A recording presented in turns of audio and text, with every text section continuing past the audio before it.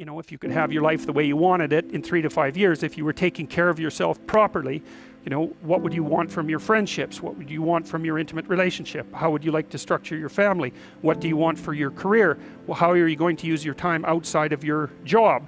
And how are you going to regulate your mental and physical health, and maybe also your drug and alcohol use, because that's a good place to auger down, because alcoholism, for example, wipes out 5 to 10% of people. So you want to keep that under control.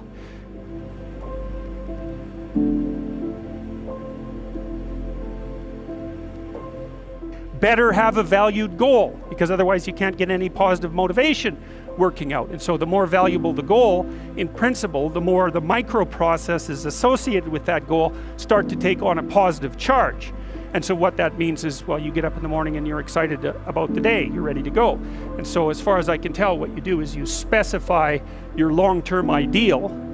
Maybe you also specify a place you want to stay the hell away from, so that you're terrified to fail as well as excited about succeeding, because that's also useful. You specify your goal. You do that in some sense as a unique individual. You want to specify goals that make you say, oh, if that could happen as a consequence of my efforts, it would clearly be worthwhile. Because the question always is, why do something? Because doing nothing is easy. You just sit there and you don't do anything. That's real easy. The question is, why would you ever do anything? And the answer to that has to be because you've determined by some means that it's worthwhile. And then the next question might be, well, where should you look for worthwhile things? And one would be, well, you could consult your own temperament. And the other would be, well, you kind of look at what it is that people accrue that's valuable across the lifespan. So you do a structural analysis of the subcomponents of human existence, and I already did that.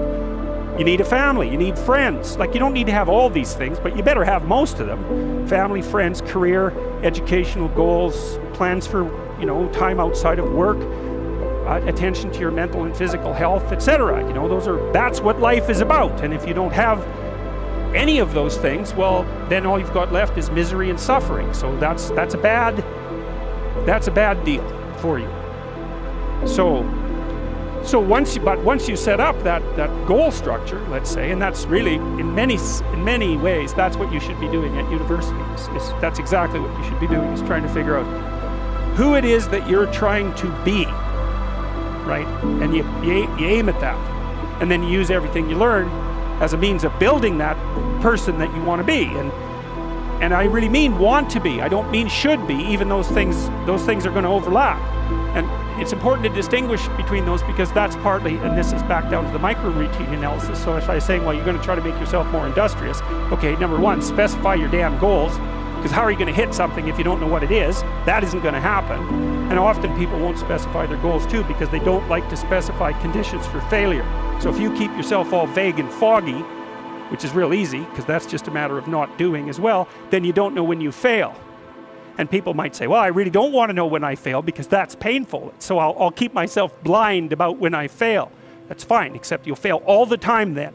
You just won't know it until you've failed so badly that you're done. And that can easily happen by the time you're 40. So I would recommend that you don't let that happen. So that's willful blindness, right? You could have known, but you chose not to. Okay, so once you get your goal structure set up, you think, okay, if I could have this life, looks like that might be worth living, despite the fact that it's going to be, anxiety provoking and threatening, and there's going to be some suffering and loss involved and all of that. Obviously, the goal is to have a vision for your life such that, all things considered, that justifies your effort. Okay, so then what do?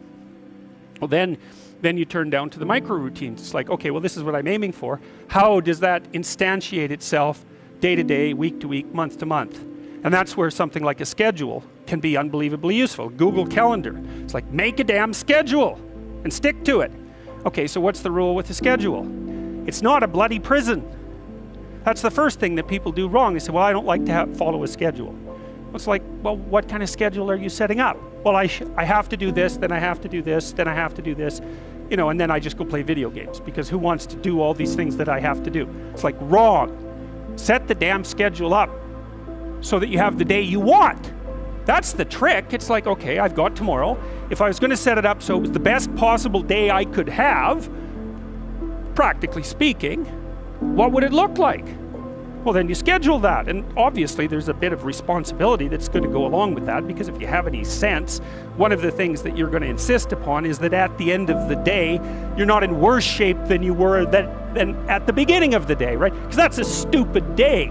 If you have a bunch of those in a row, you just dig yourself a hole and then you bury yourself in it. It's like, sorry, that's just not a good strategy.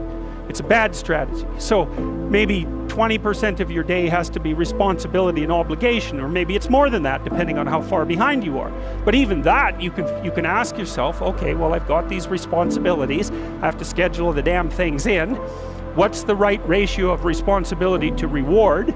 And you can ask yourself that, just like you'd negotiate with someone who is working for you. It's like, okay, you got to work tomorrow. Okay, so I want you to work tomorrow. And you might say, okay, well, what are you going to do for me that makes it likely that I'll work for you? Well, you could ask yourself that, So maybe you do an hour of responsibility and then you play a video game for 15 minutes. I don't know, whatever turns your crank, man. But, you have to negotiate with yourself and not tyrannize yourself. Like you're negotiating with someone that you care for, that you would like to be productive and have a good life. And that's how you make the schedule. It's like, and then you look at the day and you think, well, if I had that day, that'd be good. Great. And you're useless and horrible, so you'll probably only hit it with about 70% accuracy, but that beats the hell out of 0, right? And if you hit it even with 50% accuracy, another rule is, well, aim for 51% the next week, or 50.5% for God's sake, or because you're going to hit that position where things start to loop back positively and spiral you upward. And so that's one way that you can work on your conscientiousness, is plan a life you'd like to have.